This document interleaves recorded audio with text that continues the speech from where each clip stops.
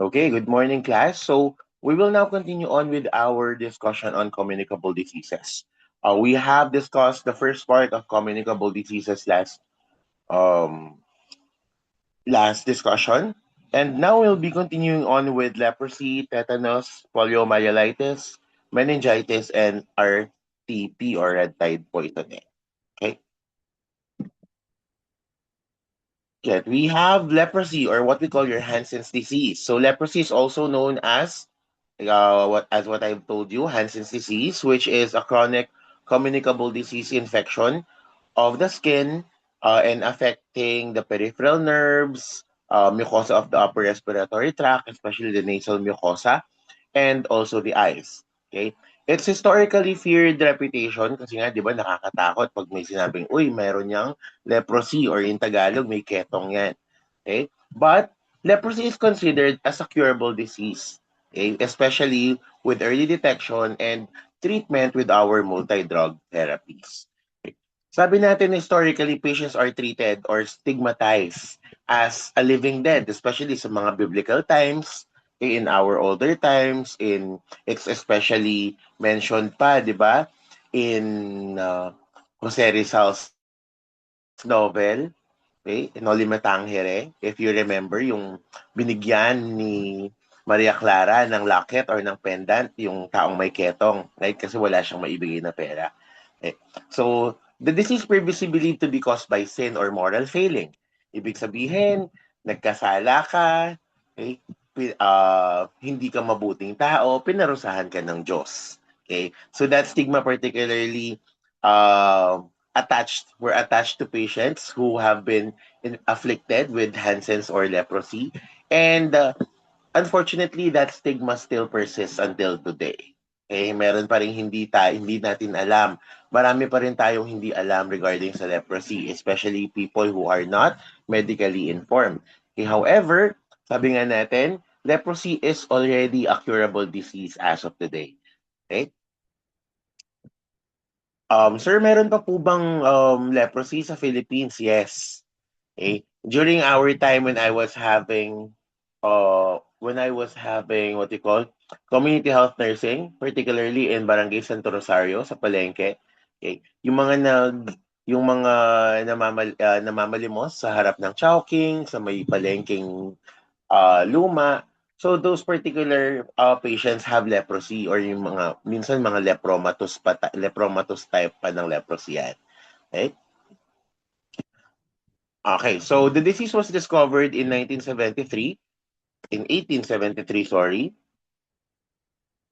Okay, the disease was discovered, nasan yung ballpen ko na naman, in 1873 by Dr. Gerard Henrik Armayor Hansen, okay, who demonstrated that M. leprae or Mycobacterium leprae, okay, which is an acid-fast bacillus, is the causative agent of leprosy, making leprosy one of the first bacterial diseases associated with a specific pathogen.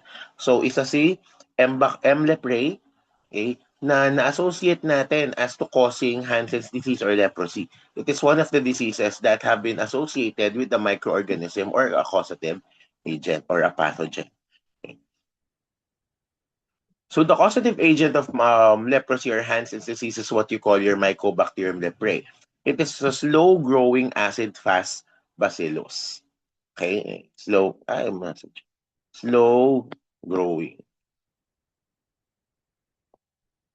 Okay. Ano ang affectation nito? The affectation of Hansen's disease or the M. leprae would be intracellular. Therefore, kapag intracellular, ano nangyayari, di ba? Kapag sa loob ka ng cell, usually nasa cell-mediated immunity na dapat ang gagawa ng defense mo for M. leprae. Okay? It also has a long doubling time up to 14 days. Ibig sabihin, hindi siya nagdi-disease kasi sabi nga niya slow growing, hindi siya tawag dito, pag sinabi nating doubling, hindi siya nagdi-divide agad-agad. Okay? Yung division niya, yung cell division ng isang bacteria that causes Hansen's disease would be up until 14 days.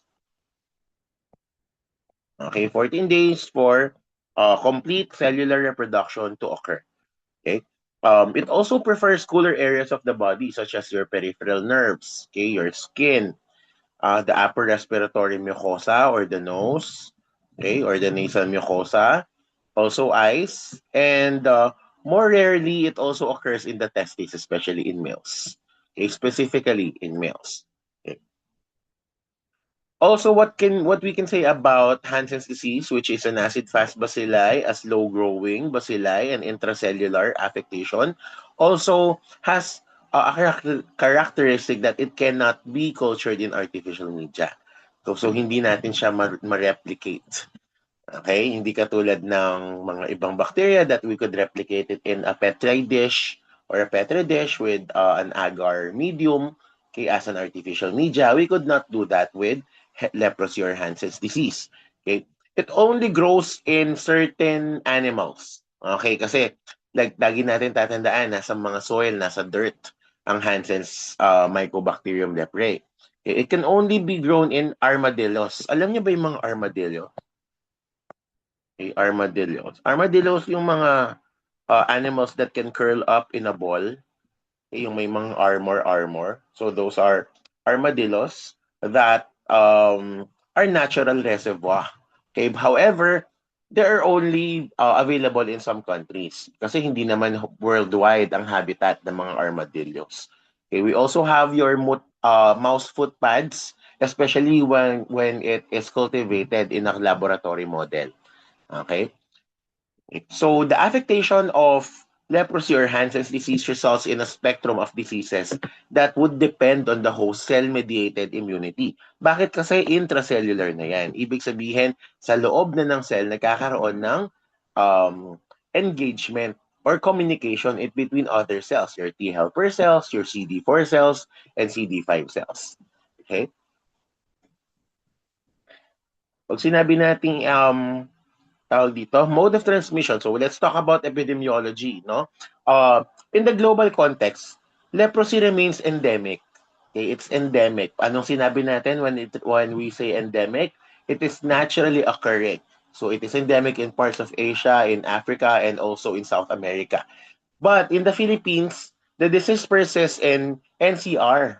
Okay, it's still available. It's still being seen in NCR. That is why in NCR we have our leprosarium. Pag sinabi nating leprosarium, these are places where leprosy is being treated. Okay? So we have your Tala Leprosarium. Okay? Tala Leprosarium in Metro Manila. We also have affectations and people who have been affected by Hansen's or leprosy in the Bicol region. Okay, we also have in Western and Eastern Visayas, in Samar, in Leyte, and rural and underserved areas in Mindanao. Okay? In our country, we have our DOH leprosy control programs. Okay? In the DOH leprosy control programs, you have your case finding, you have your multi-drug therapy provision, and also rehabilitation services that is being served to people who have Hansen's disease or leprosy. Okay? You also have your mode of transmission. So sabi natin, leprosy is contagious. It is contagious, but we have to remember that it is not highly contagious. Okay, it is not highly contagious. Tatandaan natin yan. Why? Kasi transmission requires prolonged exposure to untreated individuals. When we say prolonged exposure, if you are living with a family that has a member who has leprosy, if you are living for a long time with a friend or in the same house with a person who has leprosy or Hansen's disease, then that's the only time that you would be develop Hansen's disease as well. Why? Because Hansen's disease is a slow-growing, kasabi nga natin. It takes 14 days for one bacteria to divide into two. Okay? And syempre, kapag nag-share ka ng utensils for longer periods of time, okay, doon ka palang magkakaroon ng, doon ka palang mahahawa at magkakaroon ng leprosy. Okay? So, what are your mode of transmission? Okay, number one, it prolong and intimate skin-to-skin contact. Okay, so this is very common in household contacts, no? Kapag nakatira ka in the same household with a patient who has Hansen's disease or leprosy. Okay?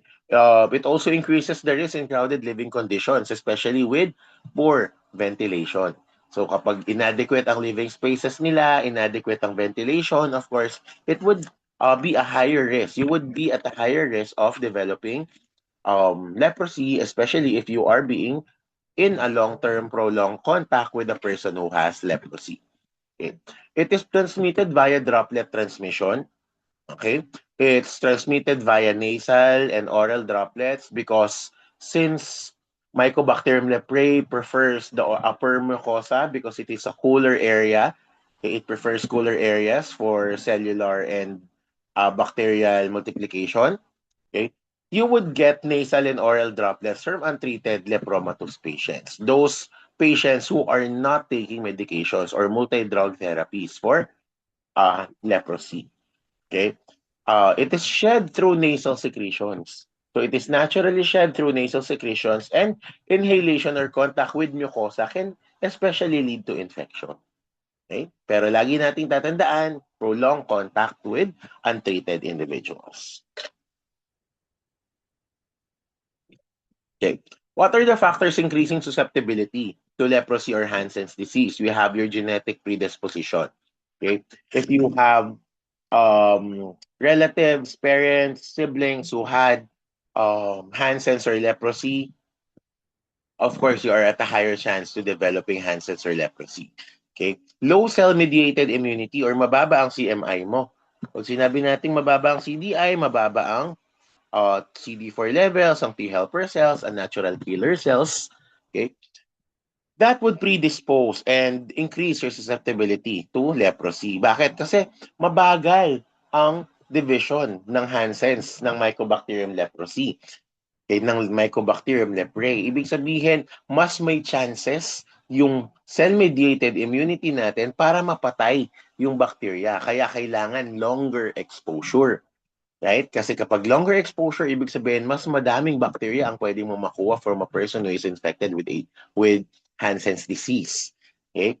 And it would not, your CD4 count will not keep up with the number of bacteria. Pero kung paisa-isang contact lang yan, maliit lang ang number of bacteria na pumapasok sa katawan mo, it would very well be taken care of by your CD4 and your natural killer cells. Okay? It also your susceptibility also increases with poor nutrition and poor socio-economic status. Kaya wala tayong masyado nakikitang mayayaman na merong mga leprosy. Okay? Especially in the olden times, in the biblical times, ng panahon ni Rizal, ng panahon ng ating mga ninuno, laging mga pinakamahihirap, pinaka nasa laylayan ang nagkakaroon po ng ating leprosy or ang ating ketong. Okay? Also, sabi nga natin, prolonged and repeated exposure to untreated cases of leprosy would very much increase your susceptibility to develop Hansen's disease. Right? For your incubation period, your IP, okay, leprosy is one of the highest and longest incubation periods of any bacterial diseases. Okay, it typically takes years to decades, like two, ballpen, like 2 to 10 years.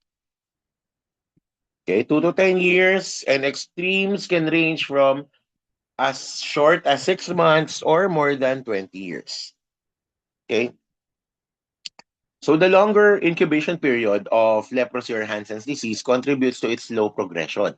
Okay, it also can contribute to the late detection of the disease and potential development of a disability before it can actually be diagnosed. Okay, what are the disability that can be developed from Hansen's disease or leprosy? We will be discussing that in the future slides. Okay, let's have.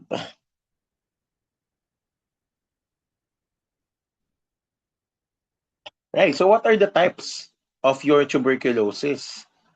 Okay. We have your Paucibacillary or PB.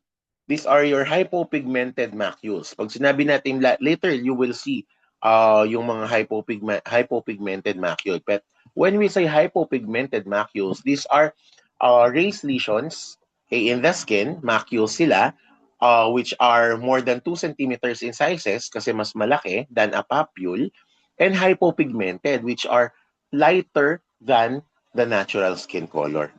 Okay, so early, we have your early or indeterminate phase, the hypopigmented or hyperpigmented anesthetic macules or plaques. These are wala silang feeling, hindi sila masakit.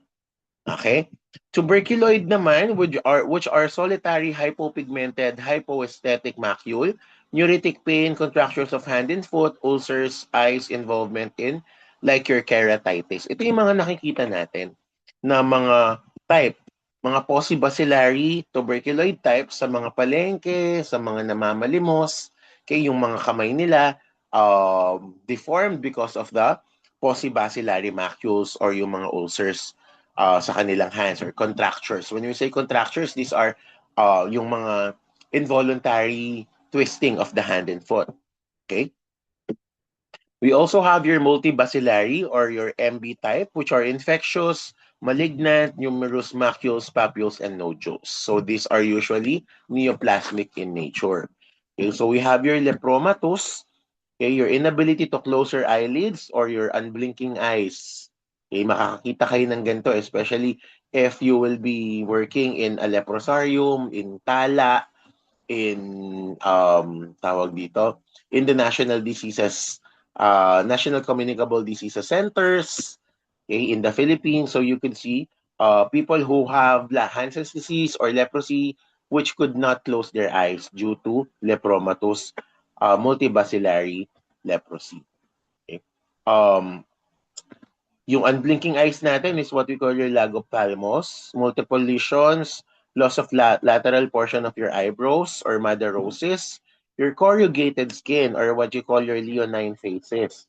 Your leonine faces is parang nagmumukha siyang lion.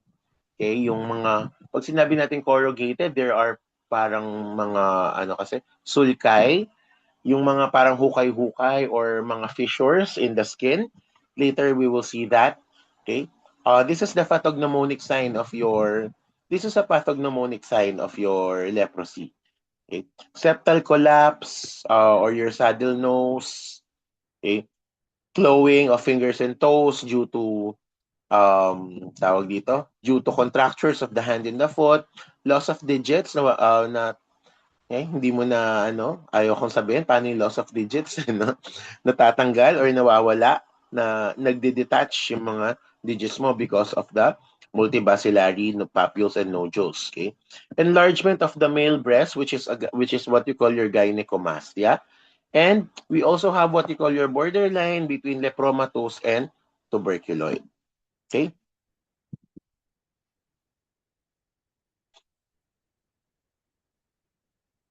And so these are your difference between the skin lesions that are being observed, your skin lesions and your nerve lesions that are being observed in possibacillary and multibacillary leprosy. So for your skin lesions in possibacillary leprosy, you have 1 to 5 lesions, okay, which are asymmetrical. It has definite loss of sensation, like sabi nga natin, anesthetic sila. Okay, only one nerve is involved when we say nerve lesions in possibacillary uh, possibacillary leprosy. Okay? In multibacillary naman, more than 5 lesions. Kaya multi. Lagi yung tatandaan. Pag sinabi nating multi, dapat mas marami sa 5 yan. Okay? It aims and gears towards symmetrical development of your skin lesions. Kapag meron sa isang side, meron din sa isang side. Okay? Bakit? Kasi 2 or more nerves are involved. And usually, these are nerves, sabi natin, peripheral nerves, right? Okay? Peripheral nerves which are bilateral, okay, in nature.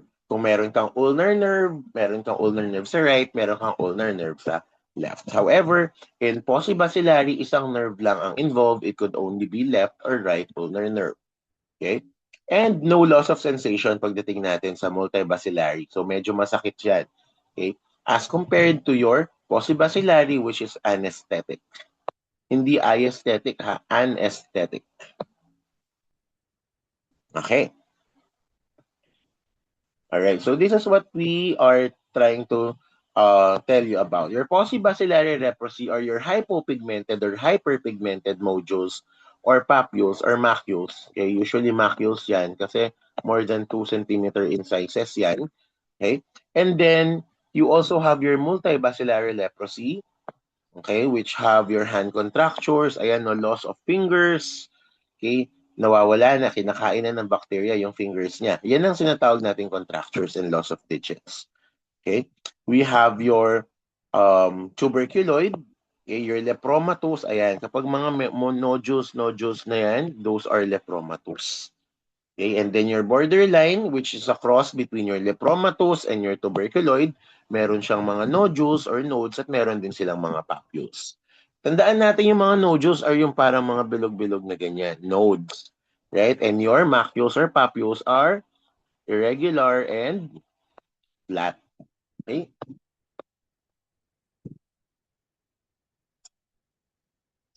Right. So what are the clinical manifestations? So we have your we have dermatologic signs. We have also have your neurologic signs and other symptoms.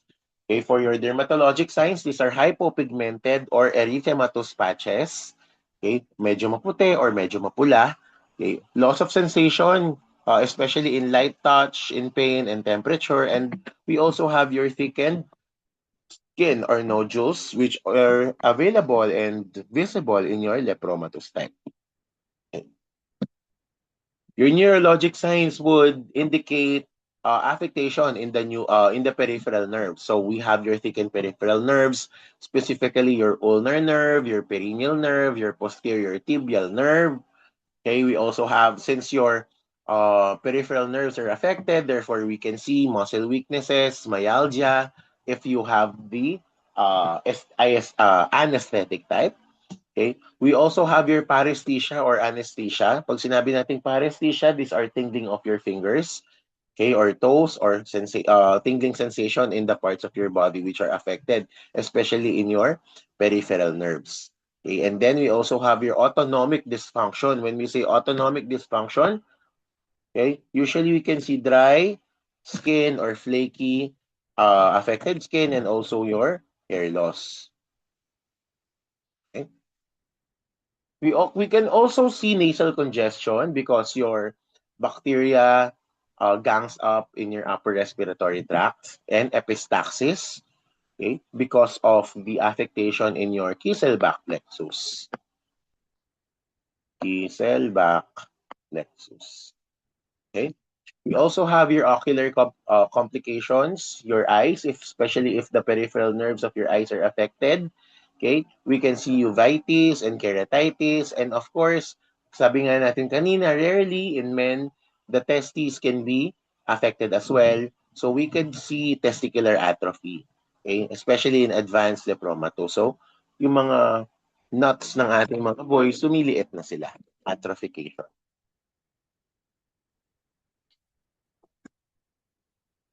Okay, we have your nursing diagnosis affected, indicating and especially with the patients who are affected with Hansen's disease or leprosy, we have your altered body image and social stigma.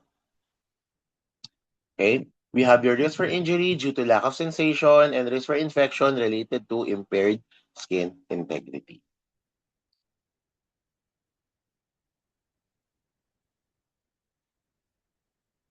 Okay, for your prognosis.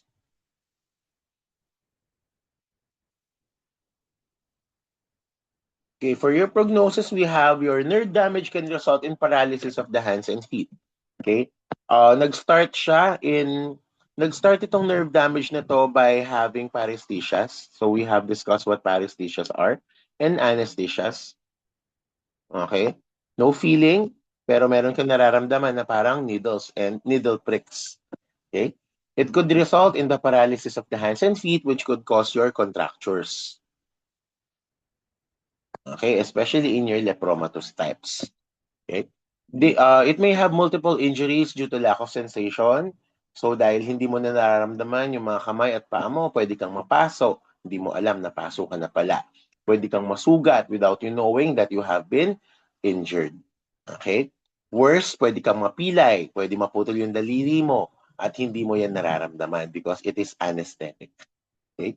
The body may reabsorb the affected digits over time. Okay? Reabsorb niya, resulting in the apparent loss of toes in your fingers.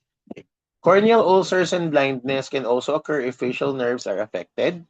And loss of eyebrows or madarosis is your loss of eyebrows, especially lateral loss of eyebrows. Hindi naman lahat, pero pag sinabi natin lateral loss, the outer side. Kunyari kung ito ang yung, ayan yung eyes mo, di ba? O, di ba? Ang galing ko mag-drawing. Kung yung eyes mo, ang nawawala po ay itong part na to. Yan, nagiging ganyan na lang sila. Wala yan. Yan, ganyan na lang yan. Okay? Inability to close your eyelids or what we call lag ophthalmos, and saddle nose deformity resulting from damage to the nasal septum. What is the nasal septum? The septum is the tissue or the skin, okay, that divides your left and right nostrils. So nawawala na to. Okay, you have your saddle nose deformity, ibig sabihin isang butas ng ilong na lang meron ka. Okay? Leonine phases and gynecomastia are your pathognomonic signs. Usually, leonine phases ang tinitignan natin. Why? Kasi kung gynecomastia lang, hindi siya pathognomonic sign. Pero kapag leonine phases ka at gynecomastia, ibig sabihin itong dalawang signs and symptoms na to nag-occur in a single patient simultaneously, of course, that is already a pathognomonic sign of your leprosy or Hansen's disease. Okay? Ayan. So, this is the leonine phases. Di ba mukhang lion? Leonine phases. Right, so that is your leonine phases. So, marami kang sulci, sulcus. Okay? Yung mga, yan, mukhang lion si sir. Okay? Gynecomastia, enlargement of the male breast. Okay? Lagi natin tatandaan na mga males lang ang nagkakaroon ng gynecomastia. Right? And then these are your contractures and loss of fingers due to reabsorption of the digits. Okay, diagnosis, we have your skin or nerve biopsy. So we have what you call your slit skin smear. So your slit skin smear is to test for acid-fast bacilli, to detect acid-fast bacilli, and therefore demonstrating Mycobacterium leprae. So if the number of lesions is more than 2 to 5, of course, it is paucibacillary, and more than 5, multibacillary. Okay? Then, lepromin skin test to detect hypersensitivity to leprosy. Okay, lepromin skin test, kapag tuberculin skin test, mga TB yan, di ba? Kasi Mycobacterium tuberculosis. Pero kapag lepromin skin test, Mycobacterium leprae. Okay?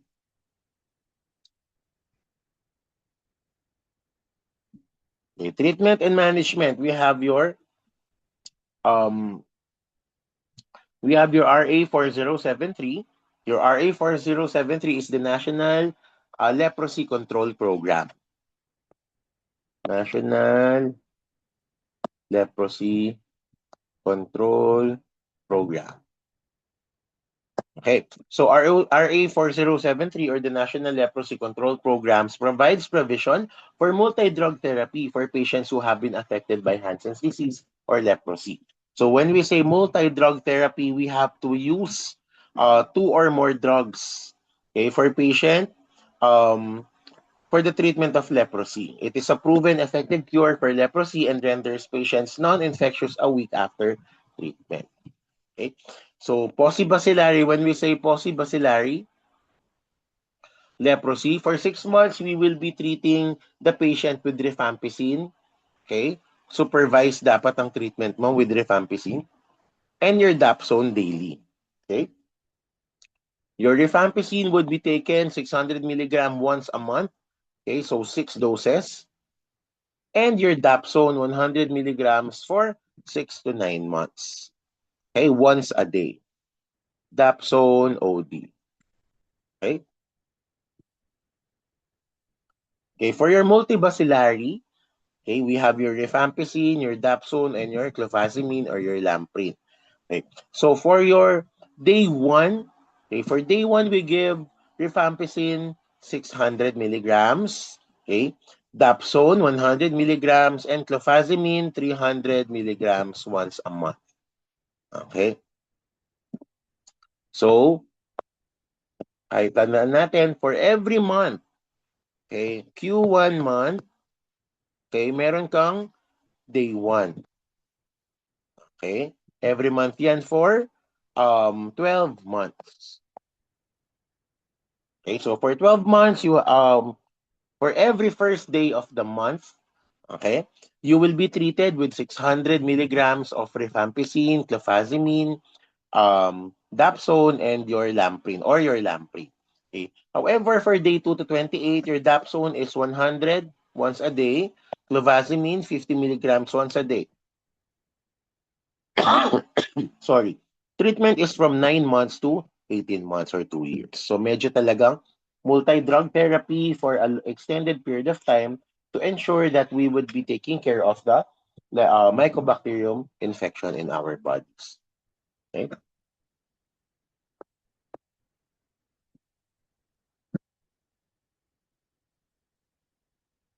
Nursing considerations. So Dapsone, nursing considerations, especially when we have patients who are receiving multi-drug therapies, no?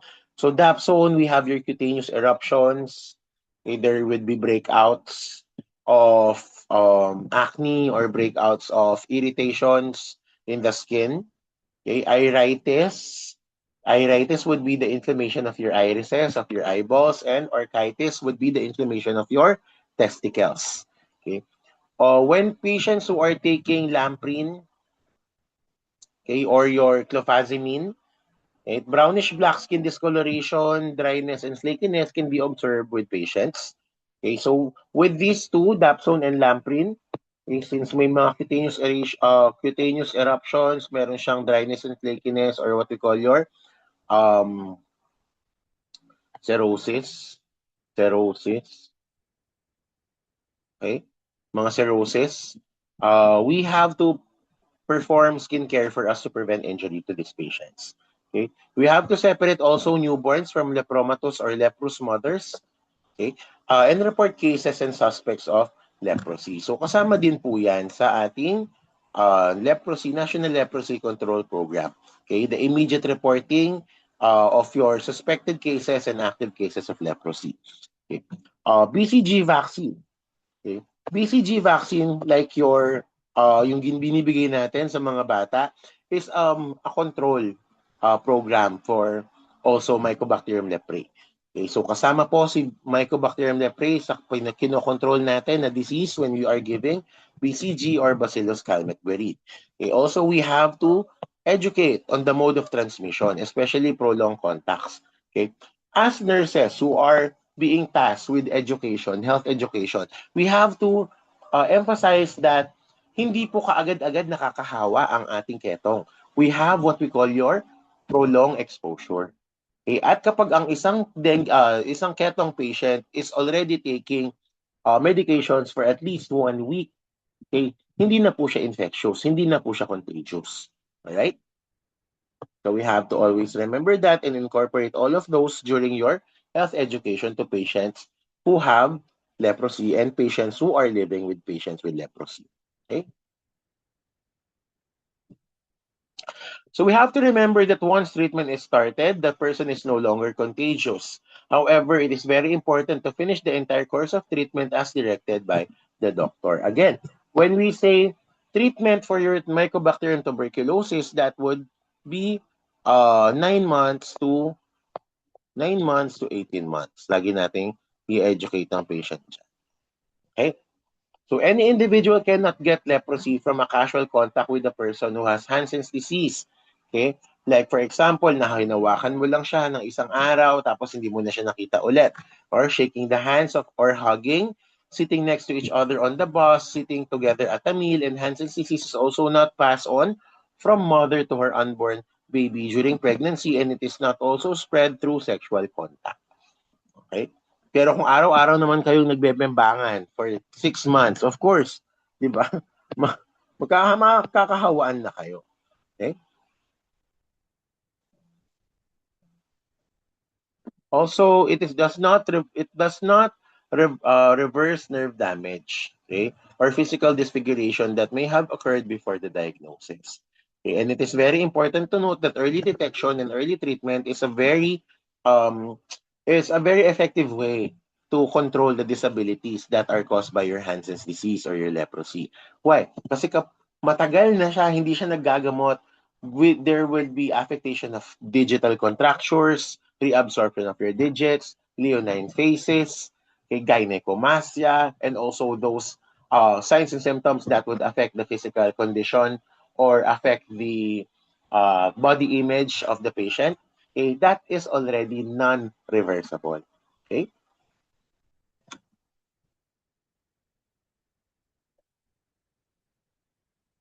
All right.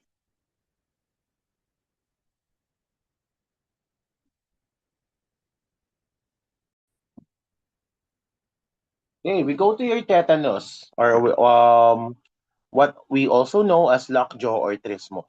So tetanus is an acute, potentially fatal, non-communicable infectious disease. It is caused by a neurotoxin-producing bacterium, which what we call your Clostridium tetani. So Clostridium tetani is characterized by muscle rigidity, painful spasms, autonomic instability, and high mortality, especially in newborns and unvaccinated individuals. Okay. Let us start by saying that tetanus is preventable. It is highly preventable through vaccination. However, it continues to be a public health concern in low resource settings, including some rural areas of the Philippines, where unsafe childbirth practices, especially those childbirths which are not medically attended, okay, poor wound care and low immunization coverage may be persistent. Okay? The causative organism for tetanus was discovered by Sir Arthur Nicolaier in 1800s, who identified its role in producing the neurotoxin that is responsible for the characteristic symptoms of your tetanus. Okay. Isa tong major milestone in microbiology, and it paved the way for antitoxin development and later the immunization and vaccination for tetanus toxoids. Okay? So, Clostridium tetani is a gram-positive spore-forming bacteria. Okay, it is vegetative. Okay, it is an obligate anaerobe, ibig sabihin, it survives and thrives in all environments without oxygen. Okay? Non-motile siya, okay, ibig sabihin hindi siya gumagalaw, okay, and it is vegetative, and it produces a potent, okay, exotoxin, which we call your tetanospasmin. Mhm.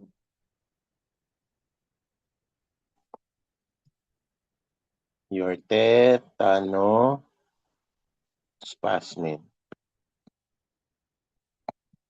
Okay? Your tetanus spasmin is one of the most powerful toxins that is known to man. Okay? We have your two forms, your spore forming and your vegetative form. Okay? So the spore form does not cause diseases. Okay? It does not cause diseases, but it is highly survivable. Okay? It can survive in soil for years and years, and it could infect from the soil to open wounds. And also in the vegetative form, this grows and multiplies in anaerobic conditions. Again, it thrives in non-oxygen rich environments like your deep wounds or dead tissues. And it produces the tetanus plasmin. Okay? Tetanus plasmin and also your tetanolysin. Okay. So the primary toxins of your Clostridium tetani are your tetanus plasmin, which is the neurotoxin. Okay, it blocks the inhibitory neurotransmitters GABA and your glycine, your gamma aminobutyric acid, okay, which causes paralysis, spasmodic episodes, okay, your trismus, okay, trismus, okay, opistotonus. Later, we're gonna be talking about what opistotonus is and severe spasmodic reactions in the muscles. Okay. However, the tetanolysis causes damage to tissues and it promotes the spreading of your Clostridium tetani throughout your body. Okay. Your mode of transmission is not spread from person to person. Hindi siya kaya hindi siya communicable per se. Okay. However, it is infectious. It is very infectious. Okay. Direct inoculation or break in the skin. Okay, direct inoculation of spores into the breaks in the skin through your puncture wounds, your burns, your crush injuries, especially involving um, soil or contaminated material, especially contaminated surgical instruments. Okay? Kapag nagputol tayo ng umbilical cord or nagamit tayo ng instruments during childbirth that are not properly tawag dito, that are not properly aseptic, okay? Magkakaroon ng tetanus neonatorum ang ating mga bata, ang ating mga newborns. Okay? Also, contamination with soil, dust, or animal feces which contain Clostridium tetani because spores are abundant in the environment. Huwag tayong pakakasiguro lagi, ha? Okay? And poor wound care practices.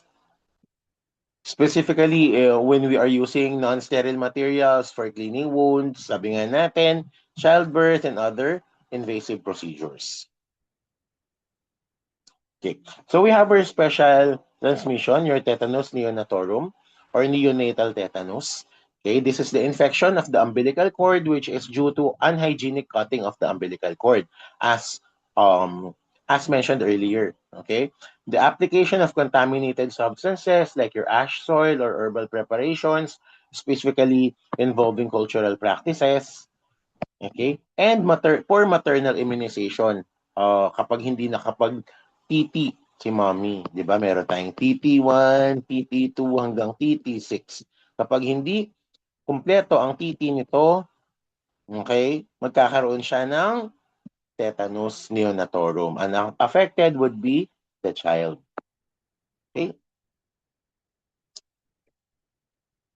Your incubation period. So the incubation period depends on the distance of the wound from your central nervous system, the amount of toxin that is produced by your Clostridium tetani, and the anaerobic growth condition of your C. tetani.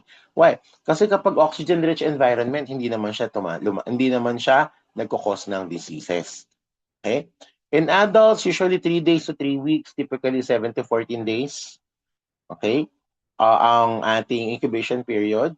So when we say incubation period in adults, so the shorter the incubation period, the more severe is the disease kasi mas maraming pathogenicity. Okay? Newborn naman, incubation period is from 3 days to 30 days, commonly around 7 to 14 days as well. And the symptoms usually appear when the umbilical stump infection begins. Okay?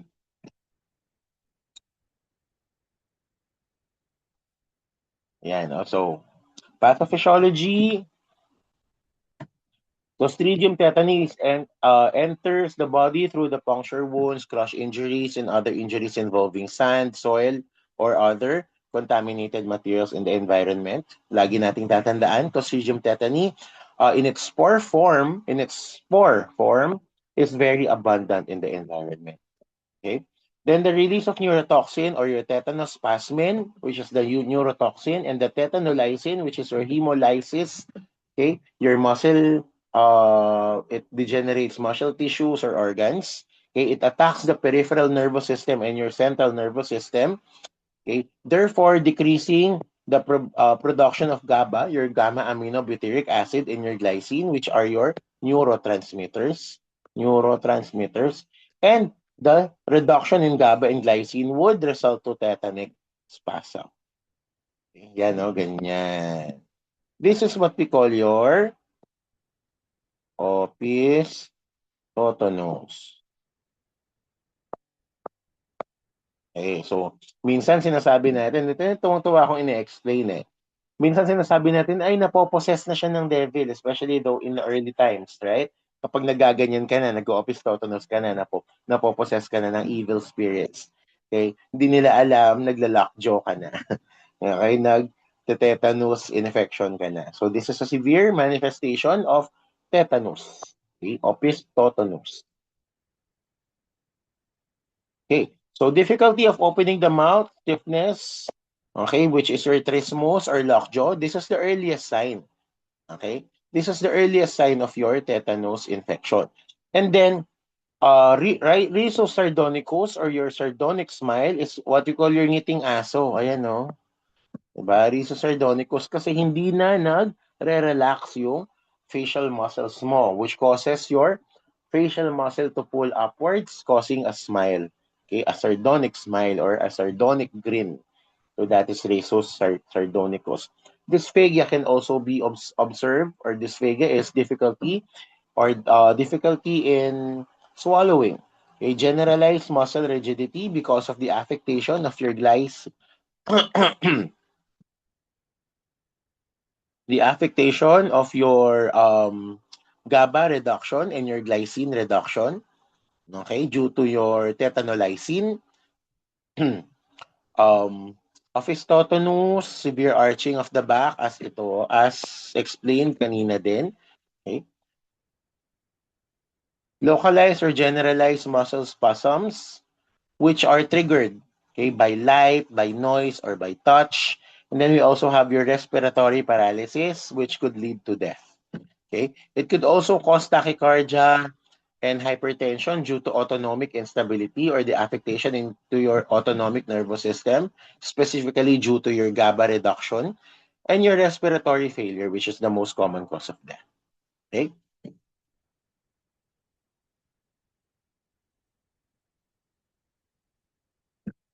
All right. So for your neonatal tetanus, what are the signs and symptoms? You have your poor feeding or poor sucking, irritability or suck cry, then generalized stiffness, severe spasms, grimaces, extremely high office tetanus, especially in the newborns, and neonatal tetanus has extremely high fatality rate. Okay?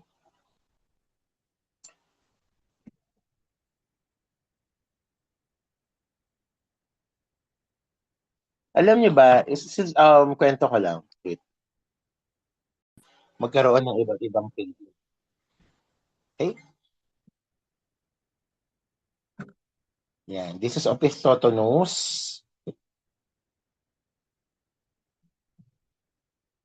Yan. So we have your Ablett classification of severity of patients with tetanus. Okay? So mild, we have your grade 1, which is mild, grade 2 moderate, grade 3 severe, and grade 4 very severe. So mild trismus for your mild clinical features, general spasticity or spasmodic movements of your muscles. Okay, wala kang respiratory affectations and no spasms and no dysphagia. Kapag dumating ka na sa moderate grade, you have your moderate trismus. Okay, medyo nahihirapan ka nang lumunok dito. Okay, rigidity, short spasm, dysphagia, moderate respiratory involvement. Respiratory rate is more than 30 and your mild dysphagia. Okay. For severe, you have your severe trismus, generalized spasticity, prolonged spasmodic reactions or spasmodic movements. Respiratory rate is more than 40 cycles per minute with severe dysphagia, apneic spells, and your pulse is more than 120. And your very severe would be grade 3 plus severe autonomic disturbances involving the cardiovascular system.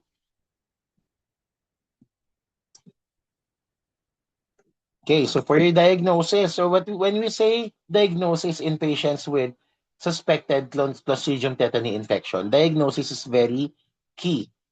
Okay, susi ang diagnosis kung paano tayo makakapag-diagnose because there are no definitive lab tests.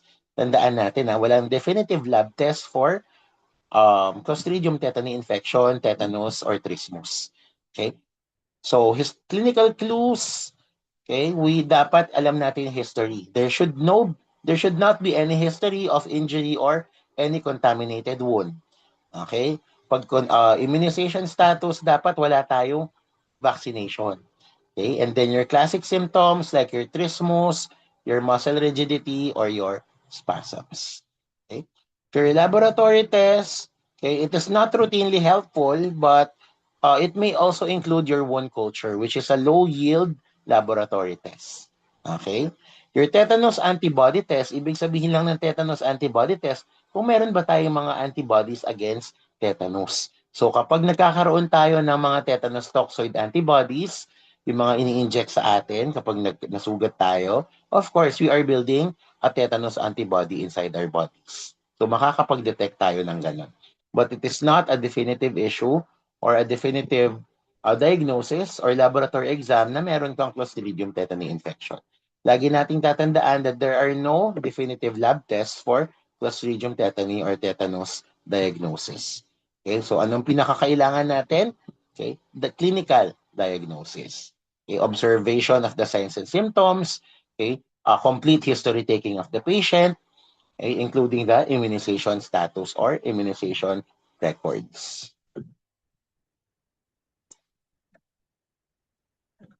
Okay, treatment, okay, and management. So we have your medical emergency. When we say medical emergency, it would require care in the hospital. So agad-agad po nating ina-admit si patient. Okay, immediate treatment with medicine called your human tetanus immune globulin, your TIG, okay? Your ATS or anti-tetanus serum, okay? Your tetanus antitoxin or your TAT as passive immunization, and your TT or your tetanus toxoid and DPT, your diphtheria, pertussis, tetany as active immunization. Okay? Aggressive wound care. So, linisin natin. Okay? Kasi yung mga spores are present in the soil or wound or any contaminant na nasa wound natin might be. Okay? So, drugs to control muscle spasms like your sedatives, your diazepam, midazolam. Okay? Antibiotics like your penicillin G and your metronidazole. Okay? Used to eradicate bacteria. Pero ang pinaka-prefer natin dito would be your metronidazole. Okay? That is the drug of choice. Okay? For tetanus. Okay? As an alternative, we have your penicillin G or your PenG. Okay. Wound care, sabi natin aggressive wound care, this would also be done, debridement. Okay? Debridement of necrotic tissue and your irrigation to prevent anaerobic environment. Okay. Emergency equipment at bedside, tracheostomy set or ET tube and mechanical ventilator.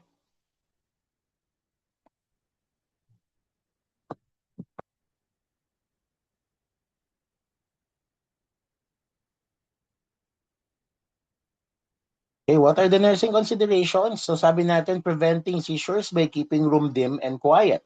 So lagi natin dadaan kahit hindi po sa tetanus. Okay, how could we prevent episodic seizures? By minimizing or limiting the stimuli. So kapag stimuli, noise, light, people, iwasan muna po natin yan to minimize the stimuli that would cause the seizure action in the brain. Okay? Avoid obnoxious stimuli to prevent spasm. What's obnoxious? Yung mga nakakasulasok. Okay? Mga may amoy. Mga malalakas na amoy. Okay? Avoid unnecessary handling of the patient. Close monitoring of vital signs and muscle tone. You have to raise side rails, okay, to promote safety and reduce risk of injury. Okay, promote rest and relaxation and provide adequate airway by inhalation of oxygen as per doctor's order. Okay, monitor for possible complications like aspiration pneumonia and cardiac dysrhythmias for severe cases and long-term complications.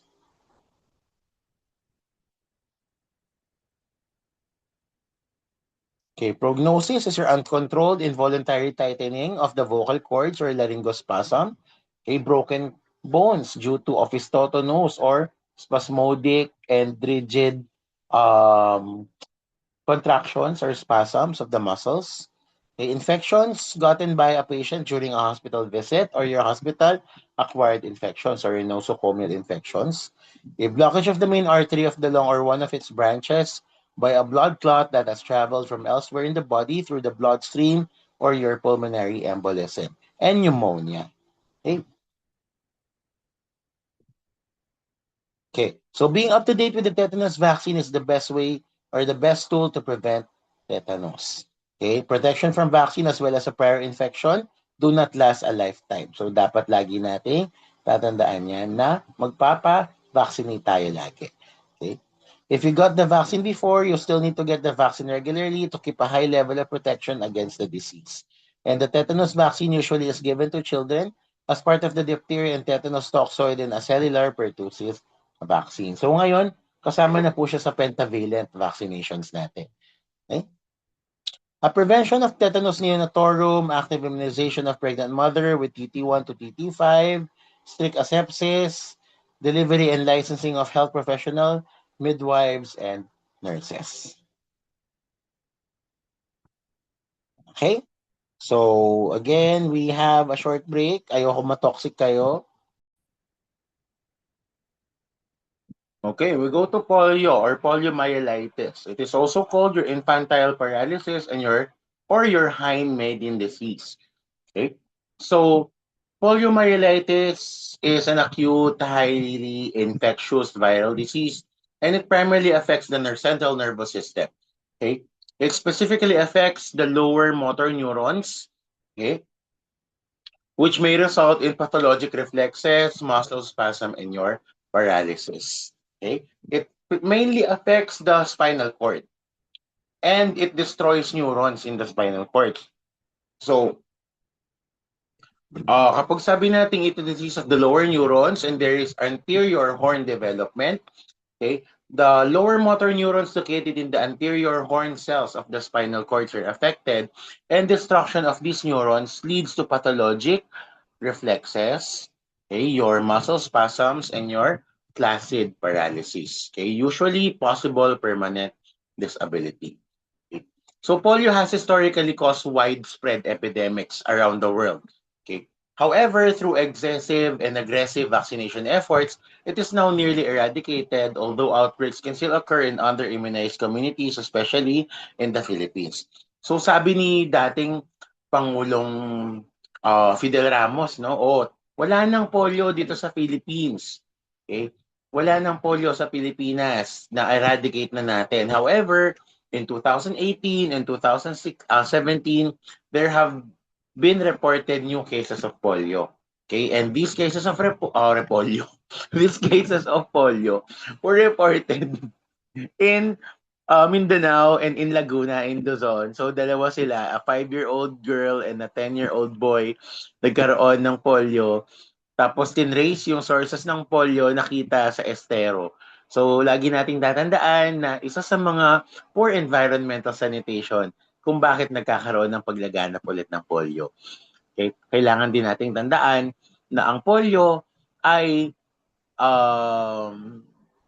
tawag dito, nakukuha din natin sa pagtutol or reluctance sa ating mga vaccination. Okay, if I remember it correctly, there was a reluctance in polio and other vaccines, okay, of childbirth, yung mga EPI vaccines natin, during the outbreak of the chikungunya or the Japanese encephalitis. Okay? Kaya ayaw magpabakuna ng mga nanay, ayaw nilang ipabakuna ang mga anak nila dahil lang sabi, baka daw magkaroon ng Japanese encephalitis. However, that is not true and it caused severe affectations in reluctance, especially the reemergence of diseases such as your polio and such as your DPT or your pertussis. Okay? Okay. Polio is caused by poliovirus. Okay, and poliovirus is a filterable virus which belongs to the family Picornaviridae. Saan na ba yung aking ballpen? Lagi nawawala. Bakit ganon? Picornaviridae. Okay. Okay. Of the family Enterovirus.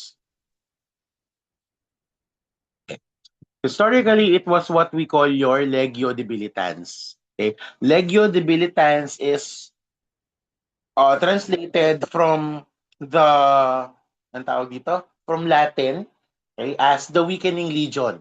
Okay? And the weakening legion is aptly named because of its disabling effects. Nakaka-disability nga naman si polio.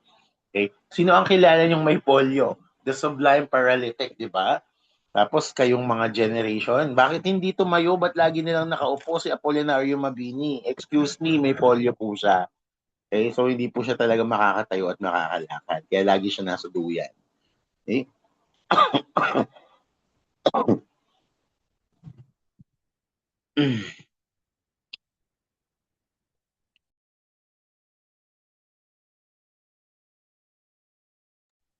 Okay. So, the poliovirus is a small non-envelope RNA virus and it is very stable in the environment. Hindi siya nag-grow, hindi siya motile, hindi siya laging tawag dito. However, it is acid resistant and it survives the stomach acid or yung HCl natin sa loob ng ating mga tiyan. And it is transmitted primarily through the fecal-oral route. Tandaan natin yan. It is transmitted primarily through the fecal-oral route. That is why in our community health nursing, it is important and imperative that we have hygienic waste disposal systems. Okay? It is also addressed, it also proper to address environmental sanitation in the eradication of polio in the Philippines. Okay. So we have three serotypes or strains of your polioviruses. We have your type 1, which is Legio Brunhilde. Okay. This is the most common cause of paralytic poliomyelitis. Okay. Legio Brunhilde is associated with large epidemics, okay, and possible pandemics around the world during the course of the uh, paglaganap ng disease na to sa buong mundo. Okay, type 2 is your Legio lansing, which is historically significant. Kaya lang, si Legio lansing has already been eradicated globally, so hindi na natin siya makikita. Okay? It has a very low incidence rate, which is due to aggressive and widespread vaccination. And then the type 3 would be your Legio leon, which is the rarest type of your serotype of your poliomyelitis, but is also still capable of causing outbreaks, especially in populations who have unvaccinated populations. Okay? So lagi nating tatandaan, ito dahil may tatlong strains, so immunity to one strain does not protect you against the others. Okay? So kailangan trivalent vaccination ang kailangan natin dito. Kaya tayo merong IPV at meron tayong OPV. Kasi sir, bakit dalawa pa yung klase ng ating vaccination? Bakit meron pang IPV at meron pang OPV? It's because there are three serotypes of your poliomyelitis, which could be actually dalawa ang serotypes, no, na binavaccinate natin against. That is your type 1 Legio Brunhilde and type 3 Legio leon, because Legio lansing is already eradicated globally. Okay?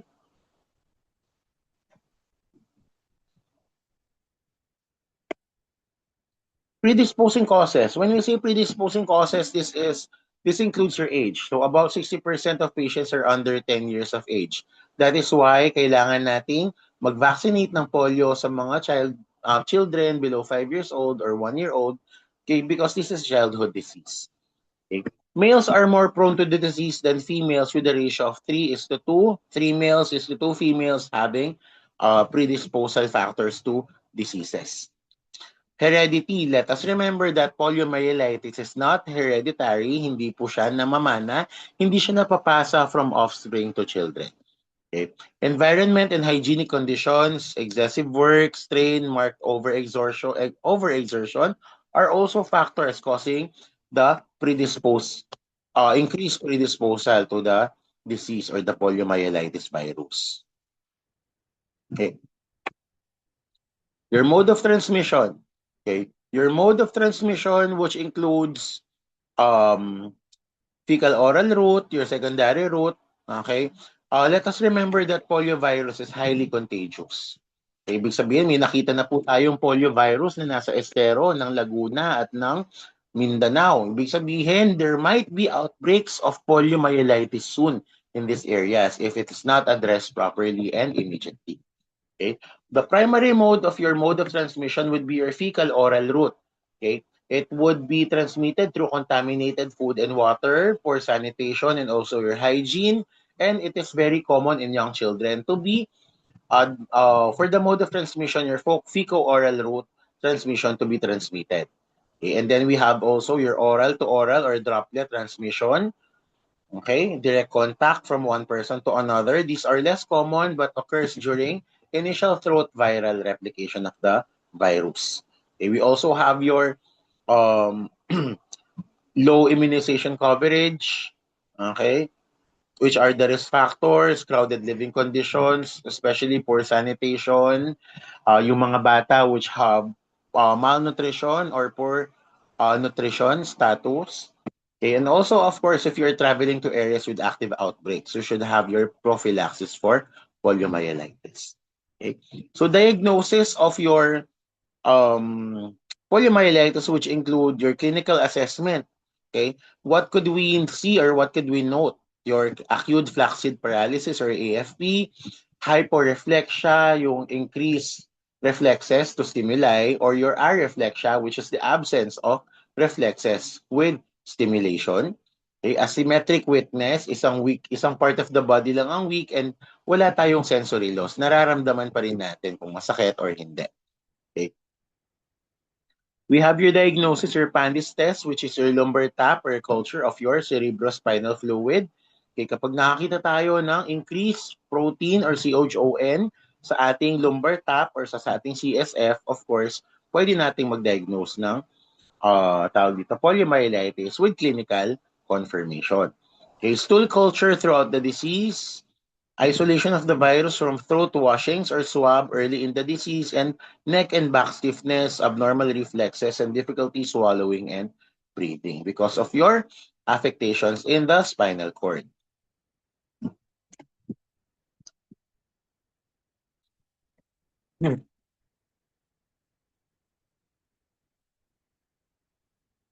Okay. Your incubation period includes 7 to 14 days. Okay, the poliovirus can be found in throat secretions as early as 36 hours and in the feces 72 hours after exposure to infection. So, highly contagious kasi highly virulent at mabilis mag-replicate ang virus. So, period of communicability is not accurately known. That is why we also have to always have general precautions, okay, standard and fecal-oral, also your droplet and airborne precautions for this one. Contact precautions especially. Okay. Period of risk of spreading the microorganism is highest during the prodromal period or yung mga hindi pa masyadong nararamdaman yung symptoms. Okay?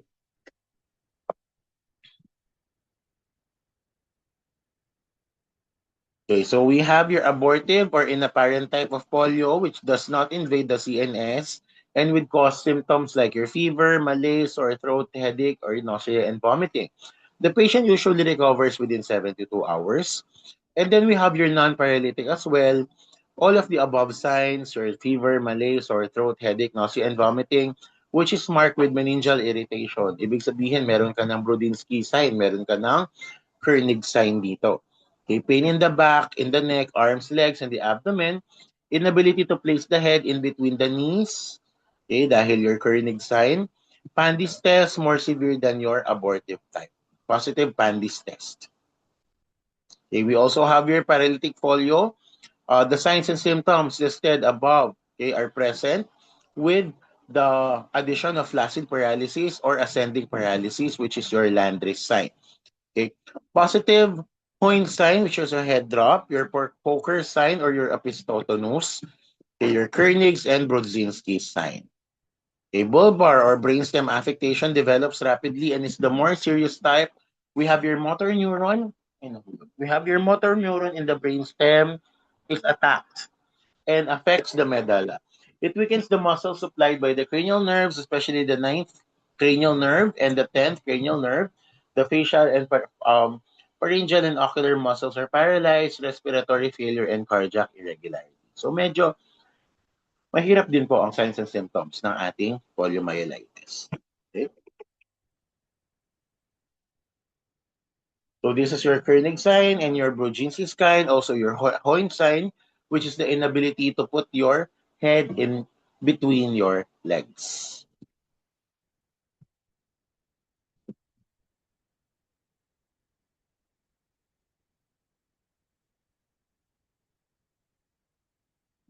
Okay, we have your pathology or pathophysiology. So the poliovirus enters through the mouth and follows the specific process that we have. Okay, first would be the replication in the oropharynx, okay, and in your gastrointestinal tract. Okay, it infects the epithelial and lymphoid tissues, especially the Peyer's patches in your stomach. Okay, and then the organisms are spread to the regional lymph nodes via your bloodstream. That would be your viremic stage. Okay, most cases stop in the viremic state. Okay, and usually asymptomatic or mild illnesses lang yan, and then it resolves to normalcy. However, in severe cases, it causes CNS invasion or the invasion of your central nervous system. Okay. When the virus crosses the blood-brain barrier or the BBB, it travels through the peripheral nerves, sabi nga natin, through the anterior horn cells of the spinal cord. Okay. It leads to motor neuron destruction or motor neuron destruction. Destruction leads to further paralysis. Okay.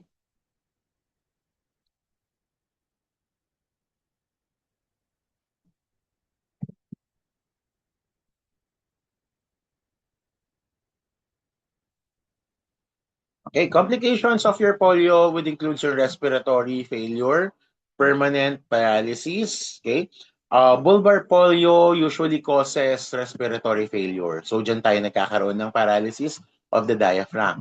Okay, also deformities and contractures and post-polio syndrome, which is a late complication but with new weakness decades later.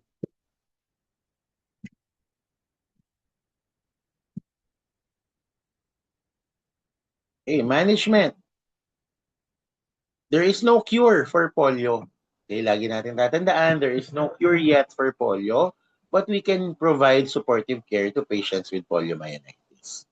Okay, so first would be your supportive treatment. For your supportive treatment, we give the patient bed rest, okay, adequate hydration, pain management, especially analgesics or codeine and your aspirin. Okay? Respiratory support and maintain patent airway, especially if meron bulbar polio si ating patient. Okay? Physical therapy to prevent deformities and orthopedic interventions for long-term disability. Okay. Usually yung mga patients who are on respiratory support before prior to the invention of the ventilator, they are in what we call an iron lung.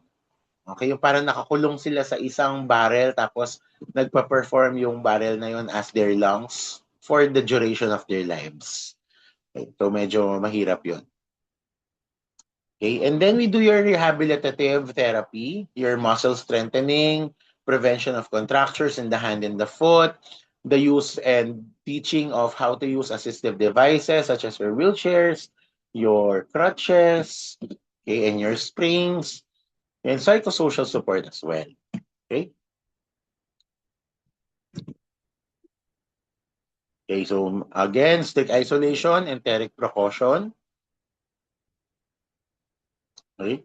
Firm and non-sagging bed. Kailangan firm yan. Kasi kapag nagsasag yung bed, lalong lumulubog yung body, yung muscles na lalong nagwi-weaken.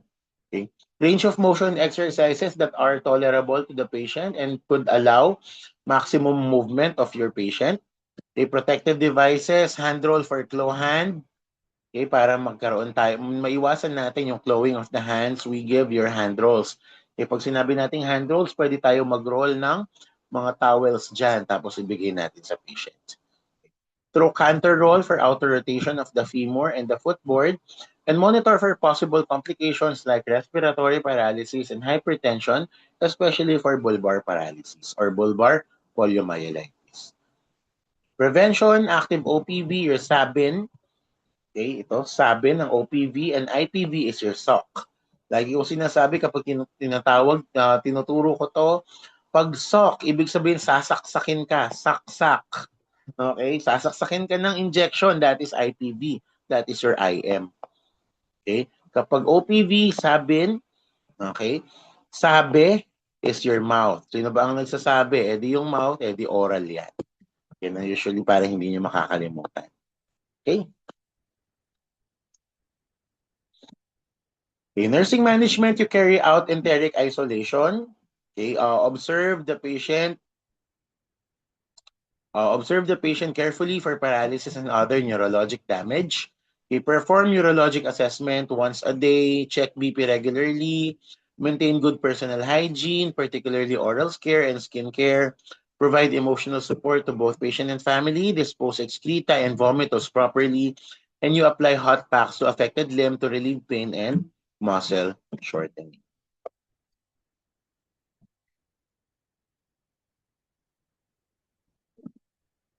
Okay, we go to your meningitis. Okay. Your meningitis is the inflammation of the meninges, and the meninges is the protective membranes, your dura mater, your arachnoid matter, and your pia matter that surrounds your brain and your spinal cord. So, the inflammation of the meninges can result from bacterial infection, which is the most severe form of your meningitis. Your viral infection is usually the most common and milder than the bacterial infection. And less common would be causes by your fungi, parasites, or non-infectious causes. Okay, like your trauma. Okay, those are other causes of your meningitis. Okay. It is considered a medical emergency because it can rapidly progress to increased ICP. Okay. It could also progress to neurologic damage, also shock, septic shock. Okay. At syempre, kapag hindi siya na-control at hindi siya na-manage properly, it could cause death. Okay.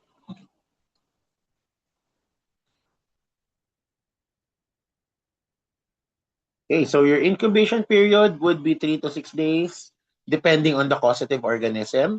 So this aligns especially with Neisseria meningitidis. Okay? So kailangan natin yan for public health monitoring. The period of communicability or the POC, a person remains contagious as long as the microorganism is present in the discharges. Okay, especially your nasopharyngeal secretions. So bacterial meningitis is not spread via casual contact. It spreads through close contact over extended periods of time. Okay? Mode of transmission, okay, usually through several mechanisms, but the most common would be your respiratory droplets. So this is the primary mode of transmission for meningitis, especially for meningococcal meningitis.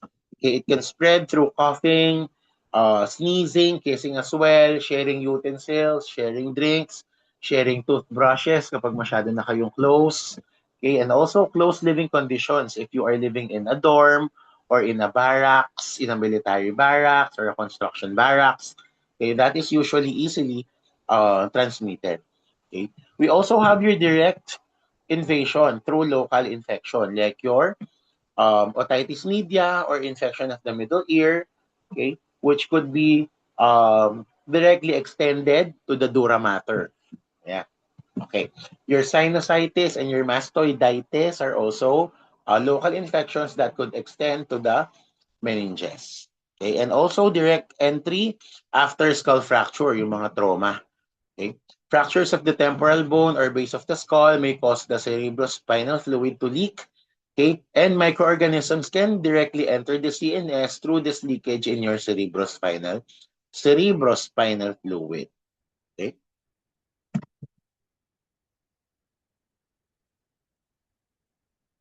Okay, so again, okay, your etiology, your bacterial pathogen, okay, is your Neisseria meningitidis or meningococcal meningitis, which is the leading cause of meningitis in the United States and in the Philippines. Okay, your Haemophilus influenza type B or HIV. Okay, nasa na ba yung ballpen pa? Okay. Your HIV, ay, nawala. Your HIV. Okay, Haemophilus influenza B, group B, Streptococcus, your Agalactae, and your Pneumoniae, and Listeria monocytogenes, okay, which causes meningitis in the elderly or immunocompromised and pregnant women. Okay. So itong HIV na to kasama to sa pentavalent vaccine ha.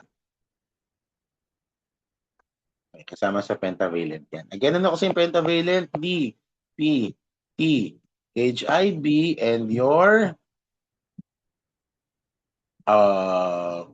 pneumo. Ay, sorry, hindi pala. Your HEPA. Okay, 1, 2, 3, 4, 5. Okay, that's pentavalent.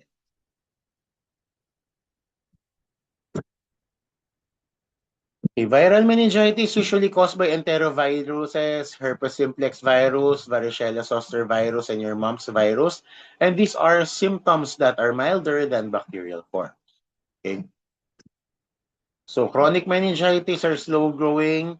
Once or over 2 weeks or more, nagkakaroon ka na ng meningitis that is already categorized as chronic. A fungal meningitis is not common and causes chronic meningitis, and it is not also contagious from person to person. So cryptococcal meningitis is a common fungal form of the disease that affects people with immune deficiencies such as your AIDS. Right, clinical manifestations. Okay. For your clinical manifestations, we have your fever. Okay. Early meningitis symptoms may mimic the flu or petechial or purpuric rashes or purpura. Okay, we also have your signs of increased intracranial pressure, which includes your severe frontal headache with irritability, altered level of consciousness, restlessness, projectile vomiting, blurry of vision, papilledema, diplopia, seizure, sensitivity to light, and no appetite or no thirst. Okay? Okay. The pathognomonic sign of your meningitis would be your meningeal irritation. That would be your nuchal rigidity and your Kernig's sign, which is the pathognomonic signs. Okay. We also have the clinical classic triad for meningitis. If you have fever, number one would be fever. Okay. Number two would be headache. And number three would be nuchal rigidity. Okay. So kapag meron kang fever, magkakasabay, headache, frontal headache, and your nuchal rigidity, you are more or less sure that you have meningitis. Okay? Other symptoms would be photophobia, altered mental status, sabi nga natin, Kernig's sign. What is Kernig's sign? Okay? Your pain with knee extension and your Brudzinski's sign. Okay? Seizures and rash. Okay? In infants, nasan ba yung mga infants dito? Go. In infants, we have your bulging fontanelle. Okay? Ibig sabihin, meron ka na inflammation sa iyong pia dura and arachnoid matter or your meninges, right? Irritability or constant crying, poor feeding, poor sucking, high-pitched cry, and hypotonia or low muscle tone. Okay? Also, stiffness in the baby's or the infant's body and neck.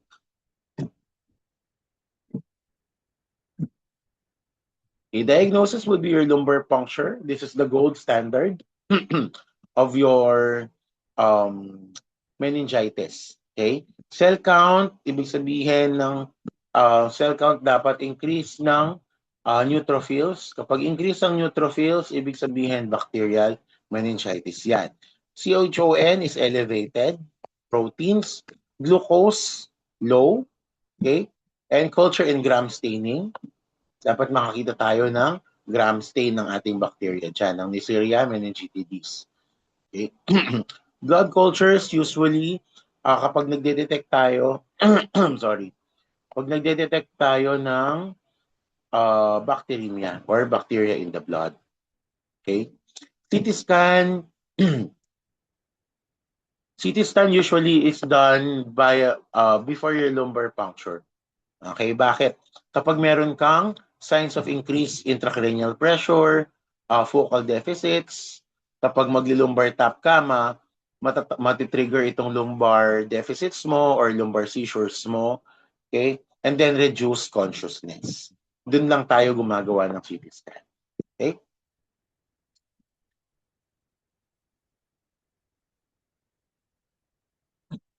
Right. Antibiotics or PENG, okay? Um,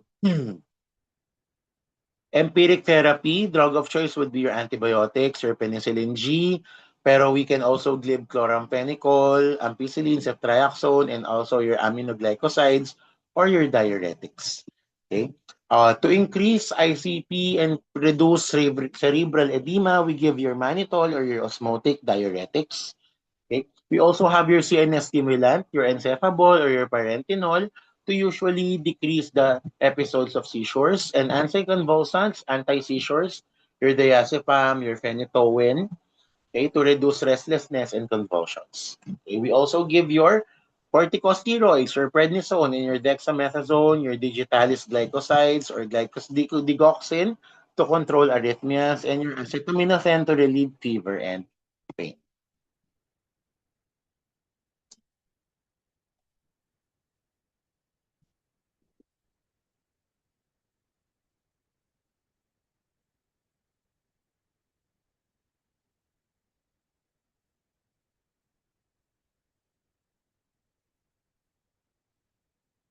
Okay, so red tide poisoning. So red tide refers to harmful algal blooms or HABs, okay, which occurs during an abnormal increase in microscopic algae, your phytoplankton, so tinatawag natin, in marine or freshwater ecosystems. Okay. Although popularly termed red tide, okay, kapag meron kang red tide poisoning, the water does not always turn red. Iba-iba po yan. The color changes depending on the species involved. So meron tayong brown or green, so depende sa species na nag-change ng water. Okay? Bakit kaya dangerous yung ating red tide? Because HABs or harmful algal blooms become dangerous when certain algae which produce potent neurotoxins that accumulate in shellfish and cause illnesses when consumed by humans. So in the Philippines, red tide events are closely monitored by the BOF or the Bureau of Fisheries, BFAR, Bureau of Fisheries and Aquatic Resources. Okay, because frequent po ang red tide dito sa Philippines. Okay? It also affects coastal communities reliant na sa ating shellfish harvesting. So kapag meron tayong red tide, itandaan natin, sabi natin, huwag kumain ng mga shellfish na galing sa eastern part ng Philippines. Pero generally, wag na lang muna din tayong kumain kasi it is not really safe, no? Okay. So paralytic shellfish poisoning or PSP is caused by the ingestion of shellfish contaminated with saxitoxin. The saxitoxin is a neurotoxin which causes several nerve dysfunction and paralysis. Okay? Meron tayong mga dinoflagellum or dinoflagellates na present sa Philippines. Okay, like what you call your Alexandrium, your genus Alexandrium, or your Gymnadinium. So itong mga to, present lagi sila sa Philippines. However, hindi sila nagkakos ng ganong kalawak na PSP or paralytic shellfish poisoning. Kapag nagkaroon lang na accumulation of dinoflagellates in a specific area that causes red tide, then that causes paralytic shellfish poisoning if ingested by humans. Okay? So itong mga dinoflagellates na to, they proliferate during your harmful algal blooms, okay? And they accumulate toxin sa mga filter feeders natin. Ano ba tong mga filter feeders, Sir Mikel? Your filter feeders are your shellfish. Okay, ibig sabihin, hindi naman sila actively nag-hunt for food, hindi sila actively nagsa-search for prey. Okay? Bumubuka lang yung mga bibig nila, nag-open up lang sila, dumadaan ng water sa kanila, fine-filter lang nila, sa filtrates na yon, doon sila kumukuha ng pagkain. Okay? Itong mga shellfish na filter feeders na tinatawag natin would include your tahong or your mussels, your talaba or your oysters. Yung mga tulya-tulya natin, yung mga maliliit or malalaki, these are your clams. Okay? Also, a very special contestant sa ating dinoflagellate infestation would be your alimasag. Yung mga blue crabs na maliliit na tinatawag natin. Actually, ako hindi ko na kino-consider na parang crab talaga yung alimasag kasi maliliit lang din naman, mapapayat. Okay? However, these alimasags or these crabs are not filter feeders, but they may harbor or they may carry the toxins in their gut. So kapag kinain mo yan, baka makakain ka din ng paralytic shellfish poisons or yung mga ating mga dinoflagellates. Okay? Sir, bawal din po bang kumain ng isda? No. Okay, importantly, what we could educate the patients, what we can educate the community is that fish are generally safe for consumption because they do not accumulate the saxitoxin produced by these dinoflagellates in the muscle tissues of the fish. So lagi lang natin babawalan na kumain ng bottom feeders or ng ating mga filter feeders such as your clams, your oysters, your tulya or your tulya, your clams, your oysters, your talaba, your mussels, or your tahong, and other alimasag and shellfish. Okay?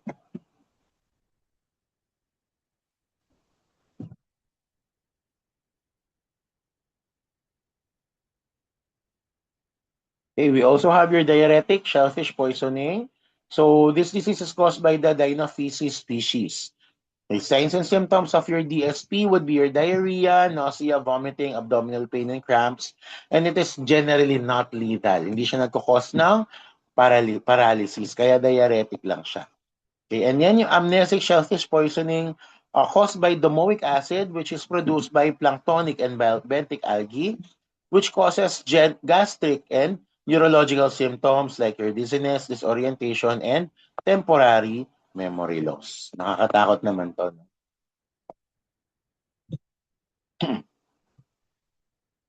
Yan. So, okay, saxitoxin, poison immediately. So, after injection, um,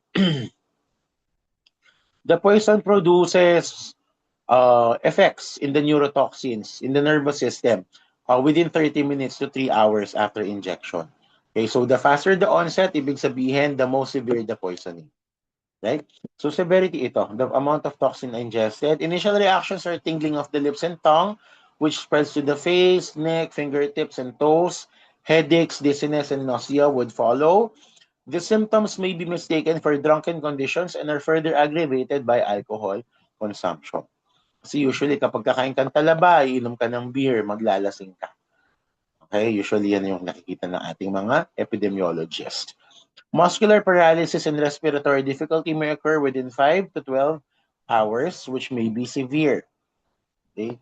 Lagi natin tatandaan, medyo severe at fatal din itong si paralytic shellfish poisoning. Okay? No antidote and no direct treatment. Okay, there is no specific antidote for saxitoxin. Okay, meron lang tayo supportive and symptomatic care. So when we do supportive and symptomatic care, what is the priority? Airway management.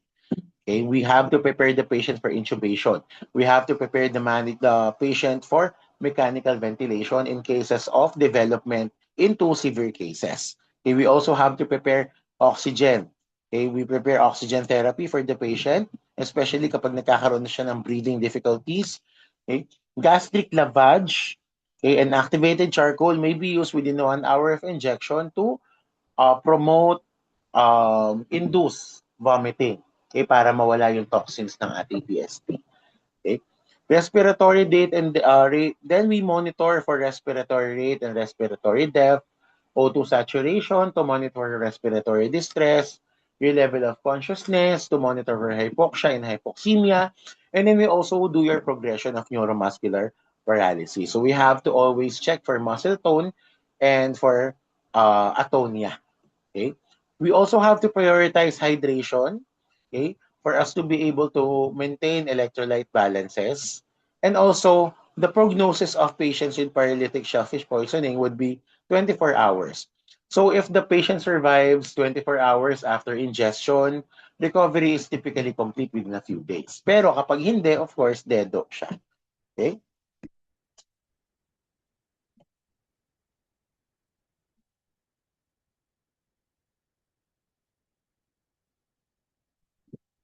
Okay, so diuretic shellfish poisoning or your DSP occurs from ingesting shellfish, okay, that contains toxins. So these toxins cause gastroenteritis symptoms or watery diarrhea, nausea and vomiting, and steam mussels have been associated with the diuretic shellfish illnesses. So ini-steam. Pakuluan natin ng matagal. Okay? This is not fatal, but symptoms usually resolves in 3 days. Okay, and then you have your amnesic shellfish poisoning or ASP caused by consumption of shellfish that have accumulated domoic acid. So a neurotoxin produced by some strains of phytoplankton or your blue algae. Okay. The neurotoxin properties of domoic acid result in neuronal degeneration and necrosis in specific regions of the hippocampus. And the hippocampus is the memory center of our brain. Okay? So what are prevention and public health measures when it comes to red tide poisoning? So number one, we should avoid shellfish. We should avoid ingestion of shellfish and other seafood, specifically your crabs, your clams, your oysters, your mussels, and other shellfish during BFAR or Bureau of Fisheries and Aquatic Resources red tide advisories. So nag-i-issue po si BFAR ng mga bulletins on a weekly basis, identifying affected areas of the red tide. Okay? And shellfish from this area should not be harvested, sold, or consumed. Lagi niyong tatandaan kung saan nila kinukuha ang mga binibili niyong takong. Okay? Ang binibili niyong talaba. Okay? Then we also emphasize for community education. Okay, what do we need to emphasize for this one? Nay, tay, hindi po namamatay ang saxitoxin. Hindi po namamatay ang nagkukos ng parang red tide po natin kahit iluto po natin yan. Okay, so emphasize that cooking does not destroy the saxitoxin produced by the anaphylagillates and ingested by your shellfish. So again, avoid buying shellfish from unknown or roadside vendors. Okay? Lalo na napakauso ng mga roadside vendors ngayon na nagtitinda ng talaba, nagtitinda ng mussels, 'di ba? Ang dami dito ngayon, especially sa San Fernando and Pampanga. Okay? And you encourage proper reporting of suspected PSP cases. Okay? All right. So that concludes our first discussion for the day. Okay, we have three more topics to discuss, three more slides to discuss. So let's have a short break. Let's be back at 11 a.m.